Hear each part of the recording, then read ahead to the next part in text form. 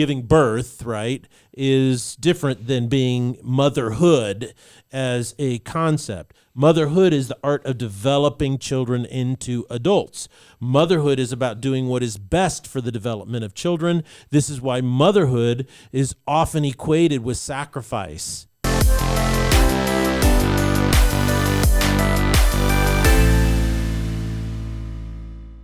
Ladies and gentlemen, welcome to the Salty Pastor Podcast, a podcast dedicated to helping you learn and grow in your faith. We're here to help you navigate life by giving you the tools, knowledge, and skills to make your own decisions about your life. Our goal in the Salty Pastor is to help you grow your faith. We believe that when you pursue Jesus, you become a person who knows what they believe and why they believe it. Someone who is not gullible, easily swayed, naive, immature, or overly sensitive, but someone who wants to navigate life with strength, courage, and confidence. We do this by strengthening you through knowledge and tools. The deeper the knowledge you have, the greater wisdom you possess. We focus on truth. Is there a truth? Is there a way to know what is true? How does real truth impact you as a person? We focus on that. And finally, we encourage you with support. You are not alone in this journey. You have us. Whatever that might mean to you. We're here, 300 episodes, baby. 300 episodes. But there are a lot of other people who are also listening to the Salty Pastor who have the same values and who are pursuing the same truth as you. And we want to help you connect to them in this journey called life. And we want that for you. So Yes. My name is Jesse Maher. I'll be your host, but we cannot do this without the extra salty pastor himself, Dr. Douglas Peake. Well, it's so good to be with everybody, and it is really quite amazing when you think about almost 300 episodes, and it seems so fresh to me. It's like we're just getting started, but I know. We've But been that's doing almost 150 hours of us talking, Pastor. Yeah, how many weeks is that? I mean, we've been doing It'll be almost 150 weeks. 150 weeks. So that's what we're coming up almost on 3 years of podcasting. We're just getting started. So it's good to be with you, everyone, and I hope that everything we're doing is helping you learn and helping you grow, and that it's always a fresh new perspective of the most ancient, unchangeable, objective truths that we could ever imagine. Absolutely. Our series, The Unmodern Family, is all about how we can build strong and healthy families, even when our society is encouraging us to adopt ideas that weaken our families. We talked about needing to make a choice regarding who we will listen to for direction. We delved into how marriage is the foundation of a family and how the polarity between masculinity and femininity is critical to its health and vitality. And finally, we talked about how we should value children and what that actually looks like. On Tuesday, you pointed out there is a difference between mom and motherhood, and I'm excited to dive into application today, Pastor. We were in the Bible on Tuesday. What is our application? Moms and motherhood. Any female can become a mom, I know they call it labor when women gives birth, so it's definitely not an easy thing, right, to get pregnant and then give birth. It's not an easy thing, but any female, unless there's some reason, a medical reason or something, can become a mom. Males cannot become moms. Males cannot bear children. Take, Pastor. That's a pretty hot take, and it's amazing that you have to say it. It just goes to show how fickle and trendy the most popular ideologies are out there. They're just absurdly ridiculous. However, I'd like to point out that it's not just a biological manifestation of femaleness. Motherhood is an even bigger calling than being a mom, okay? Now, I know a lot of kids call their mom, and it's in term of affection. That's not what I'm trying to do, is say that I must call my mom mother. I'm just differentiating that, being giving birth, right, is different than being motherhood as a concept. Motherhood is the art of developing children into adults. Motherhood is about doing what is best for the development of children. This is why motherhood is often equated with sacrifice, right? Mom sacrificed. In general, men are interested in things and women are interested in people. So motherhood, therefore, seeks to maximize the feminine value of developing children. They are more interested in people and what kind of person you are as a person. Unfortunately, our society denigrates the feminine value, except when it's sexual in nature. Isn't this interesting? Because motherhood is denigrated in our society today, right? But the sexual aspect of femaleness is celebrated. Okay. So basically, by denigrating motherhood, you are devaluing women to just sex objects. Right. Which is the whole opposite point that feminists originally stated they are. But we know by the fruit you produce, and the fruit that these feminist movements have produced is a devaluation of motherhood. And so that reduces women to what? Sex objects. And that's it. And that's what's so sad.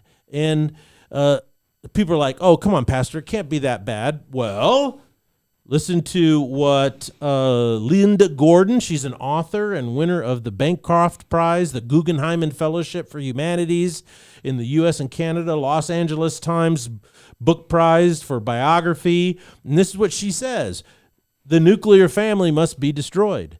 Whatever its ultimate meaning, the breakup of families now is an objectively revolutionary process.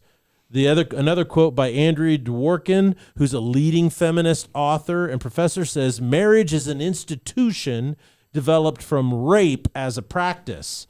Feminist Jill Filipovic criticized stay-at-home moms in a lengthy Twitter thread about a year and a half ago, suggesting that they are unambitious and a bad example for children. So if you want to stay home and raise children and develop children, you are unambitious and a bad example for your kids. Now, in 1976, I said 1776, the year of our nation being born, but 200 years later, in 1976, the French feminist icon Simone de Beauvoir said, no woman should be authorized to stay home to raise her children. Women should not have that choice, because if there is such a choice, too many women will make that one. I want you to just camp out on this quote for a moment and listen to the absolute bigotry, stereotype, and demeaning statement she's making. Number one is women should have fewer choices, because if you have the choice, you'll make the wrong one. What kind of self-righteous prattle is that? I mean, it's ideological stupidity that women can't make good decisions and do what's best.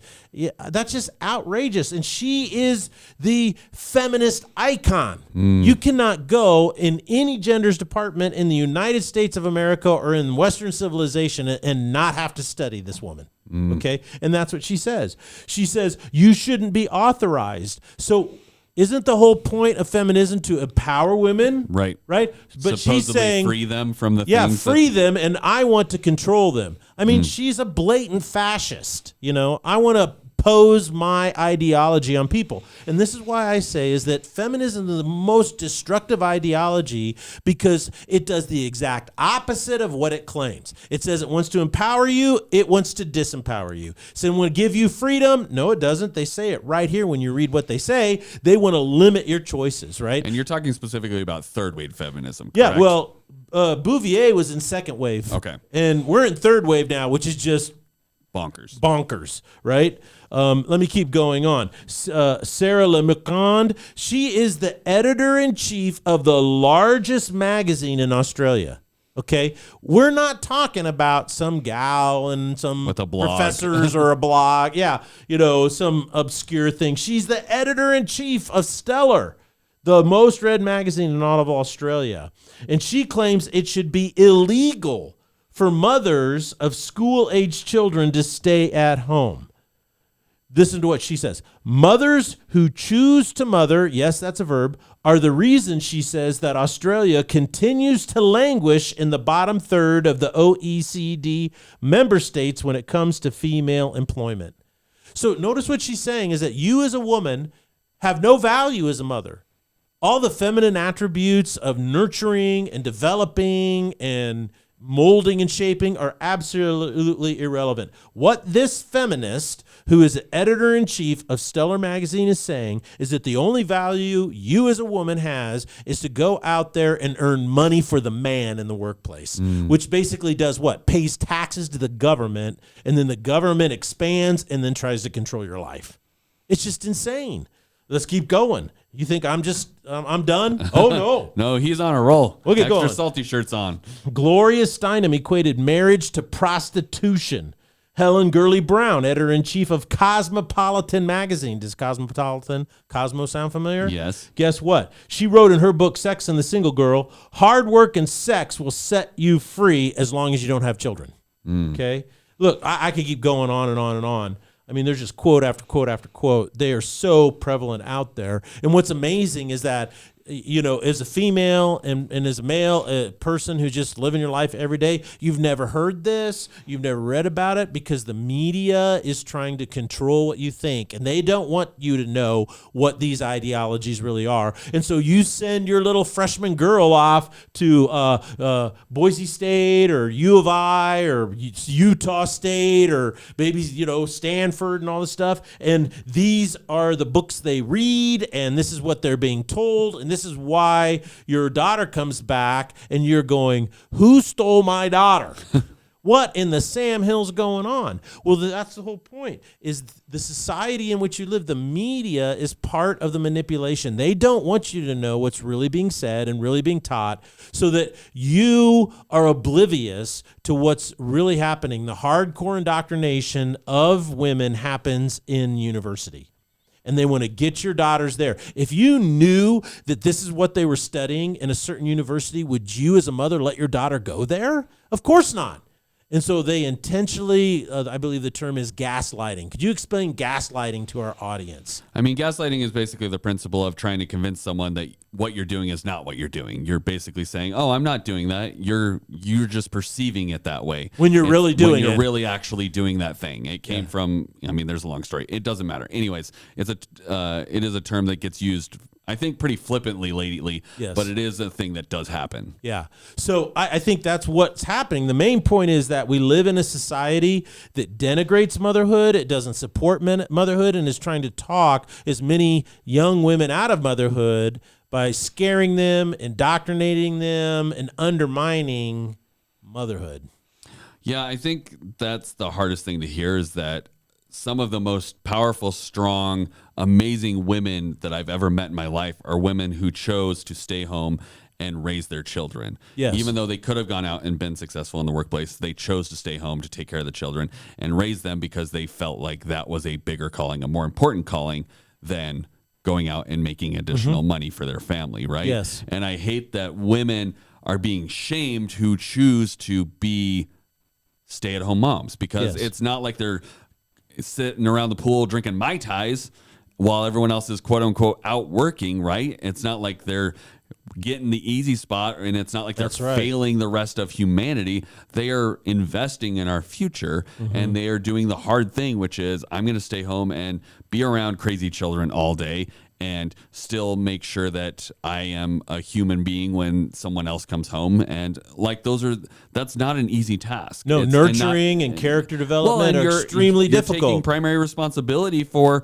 making sure your children turn out okay, Yeah, instead of absolutely. just saying, I'm just going to have the school figure it out, or I'm going to have the government figure it out. It's like you're pouring into these kids for 18 years, and it's like, that's not an easy task. And so for other women to pull other women down and say, well, you're not committed to the cause and you're part of the problem and you should care more about us than you're saying you should care more about us than your children. It's like, what Exactly. what does that makes no sense. See how it gets crazy? It just Yeah. gets so crazy, So why is it important for women, particularly mothers, to reject these ideas widely supported by most of our society? Because they're crazy. I think The that's a pretty ideas good are reason. crazy. Well, I think that there's a real practical reasons for it. First and foremost, I don't know if you are aware of this, but women, when you get pregnant and give birth to children, it's very good for your health. According to an OBGYN gynecologist, it's very good for your health. Okay, you said She hearth. Hearth? Oh, sorry. I was like, I don't know what that word is. I'm sorry, for health. The doctor who says the following is Gersh. Gersh. So I was probably put those Prepping two that together. name Yeah. in your head. Yeah. Women, listen to what she says. Women who have babies at an older age significantly reduce their risk of developing ovarian cancer. Mm-hmm. So when you have a baby, you reduce your risk of ovarian cancer and a whole lot of other cancers as well, as a matter of fact. But even if you're older and you haven't had a baby yet, have babies.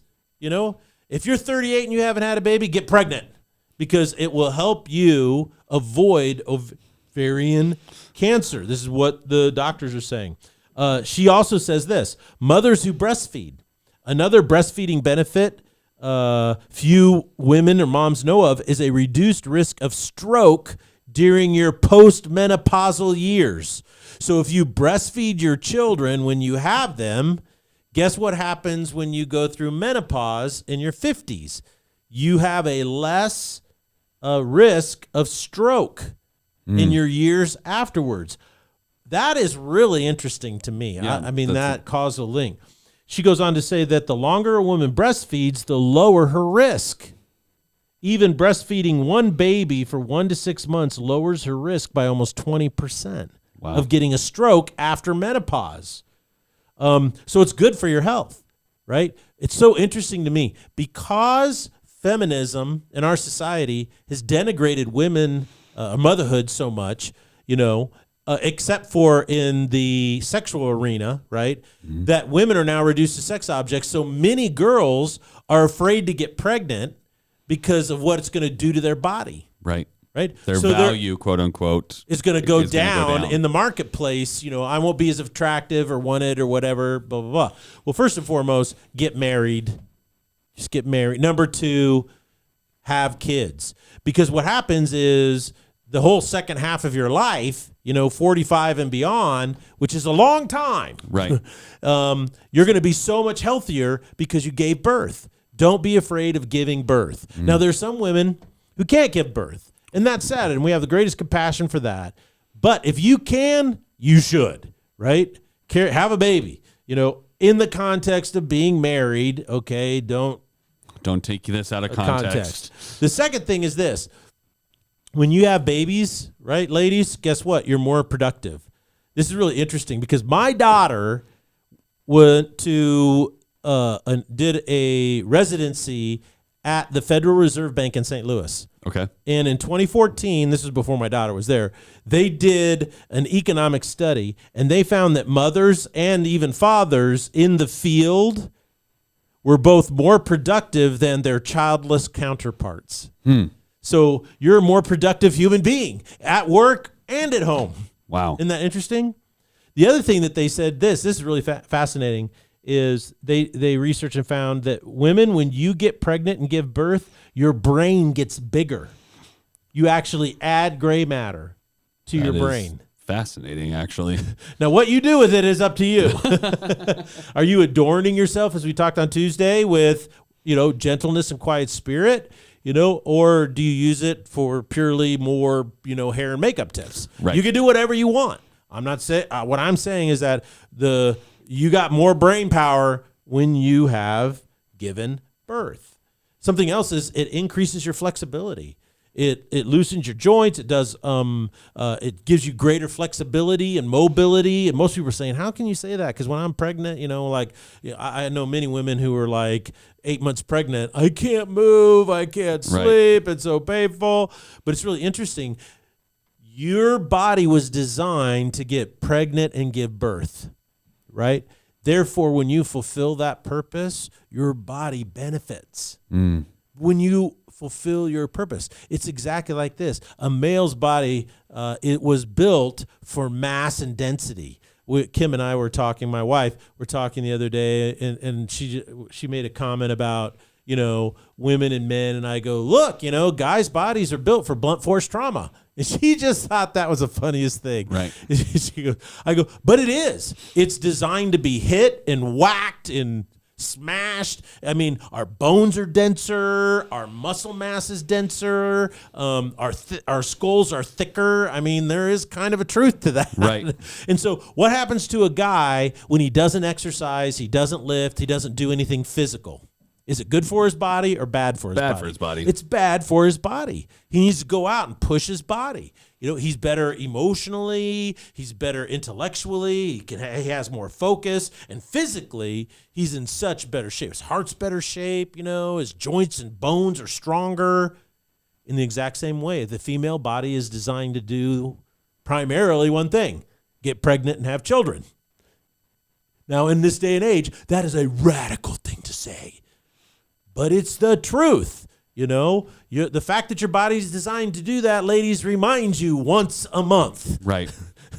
Until you hit menopause. Yeah. So when you fulfill that purpose, it's good for your body. Right. And I think the other thing is, there's a whole bunch of stuff, but I don't want to run out of time, is that research shows that when you get pregnant and give birth, you have more joy in your life than those who do not. It's unequivocal research. So these are some of the many benefits of actually fulfilling the purpose of your physical body. Just like men who work out, right, and they do so much better. When you get pregnant and give birth, you do so much better. Right. Well, talk to me a little bit about the spiritual implications. We've talked about the physical implications of pregnancy and having children. What is the spiritual implications of that process in becoming a mother? Well, I think the greatest influence is not only being a mom, but committing yourself to motherhood, right? And this is something that only women can do, and men can't do it. When you commit to motherhood, what I'm talking about is you're committing yourself to developing a gentle and quiet spirit. And on Tuesday, we really defined what that meant. A brief synopsis is that you're developing a confidence in who you are. You know how strong, influential, and powerful you are, and therefore now you want to control it. That's meekness or gentleness. Right. And so you have to, the more you operate out of a secure, confident, courageous position, the more gentle you can become. And then you're unflappable with what's happening around you, which is really important when there's chaos, right? When there's chaos in your car, chaos in your home, and your kids are running around, right? My mother raised 3 boys 2 years apart, boom, boom, boom. And we were rambunctious. And so my mom figured out a way to get peace in her household quite easily. And that is she would say, go outside and don't come back till the sun comes down. So they can't cause chaos in the house if they're not in the house. Yeah. So I was outdoors a lot when I was young, when I was little, and so the greatest influence is adopting and embracing motherhood, this process of development, right? And operating with a quiet and gentle spirit. And so when you have children and you give birth and you become a mother and adopt motherhood, it fills your soul. It fills your soul. Everything you learn, develop as a follower of Christ in your relationship with God is lived out in the everyday interaction with your children. See, I tell people before, I went to my undergrad, got a bachelor's of arts in the Bible. And then I got a master's of arts in education. Then I got my doctorate of ministry, focusing on theology. And the best theology course that I ever had was having kids. The best way that I ever understood God and felt that I knew God before I had a lot of head knowledge about it, but was having children. And it's the same way for women. Your relationship with God, everything you're learning, everything he's doing in you gets played out in real life in your interactions between you and your children. You start to learn things. It creates a legacy. So not only does it fill your soul, you're creating a legacy. What you will be most proud of, the thing that you'll bring you the most joy and meaning in your life, particularly the second half of your life, is your children and grandchildren. You are not going to sit around like that woman who said up there that you shouldn't be allowed to stay at home with your kids because, Australia is falling behind on female employment, which basically says the only thing you're good for is a drone to pay more taxes. You're not going to look back and go, oh, my heart's so full. I paid more taxes than anybody else. Right. I've heard other people say, women, you could be a lawyer in a firm. You're not going to look back on your life and say, I wish I would have written one more brief. What you're going to do is the thing you're going to care more about anything else is your children and your children's children and their children. That you're going to want to know who they are and to see your fingerprints on the decisions they make and how their lives turn out, how God worked through you. That is called a legacy that brings joy and meaning to your life. The other spiritual implication is it makes it easier to understand God's unconditional love for you as a person, right? And this is what, they say, a mother's love, my goodness, it's so powerful. Why? Because a mother can love unconditionally no matter what, but still discipline you and hold you to a higher standard, Right. It gives you a perspective that's hard to imagine or even One of my favorite, you see all these little short clips on YouTube and these other platforms and stuff. And a couple of years ago, there was a bunch of riots going on during COVID, stuff like that, maybe 3 years ago now. And my favorite clip of all is there was this young man out there, right? And he was throwing rocks and he had this thing over, and this woman walks out, she was big, bold, black, and beautiful, and she marches out there, and there's this 18, 19-year-old young man, and she goes up and she grabs this kid by the ear and starts dragging him home and say, "You are not doing this. This is not who we are." See, and of course, this kid is facing cops, Right. He's going to take on the cops. Mama knows He's best, taking on the man. He's the toughest kid out there. He's leading the charge, and his mom shows up, and he becomes a whimpering pile of, "Yes, ma'am. Yes, ma'am." And she drags him off, and I'm saying, a mom can understand how to love unconditionally and still discipline and hold the standard, right? And that's how God loves me unconditionally, right? Yes, but he holds me to a standard because he loves me, and you understand that. Another spiritually significant thing that happens when you become a mother and you commit yourself to motherhood is it encourages you to value your feminine persona. The world is denigrating you and telling you that the only value you have is when you act like a guy, which is ridiculous. When you become a mother and commit yourself to motherhood, you are encouraging your feminine persona to walk fully in the image of God that you have been created as a female. It specifically says in the scriptures that God created them male and female in his image. Chapter 1 of Genesis.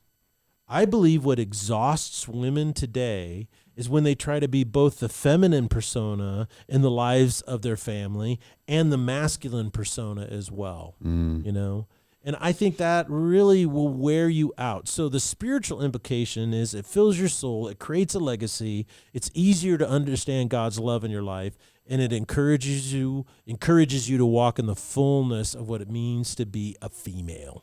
Absolutely. Well, this has been such an amazing series to learn how to grow a strong and healthy family. And it amazes me how much our society is actually fighting that. They want you to have a weak unhealthy family because it benefits them, right? They have an agenda that they're trying to push, and that's the best way to get there, right? And they're robbing so many people of the greatest happiness, joy, and fulfillment that they could ever know. That they could ever know.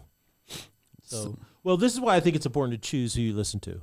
When you really think about it, who is going to tell you who you're supposed to be? That's one of the most important questions, because who you listen to forms your belief about yourself. Right. And what you believe is one of the most important things about you. So who are you going to listen to? And sadly enough, very few people listen to God anymore. Yeah. Right?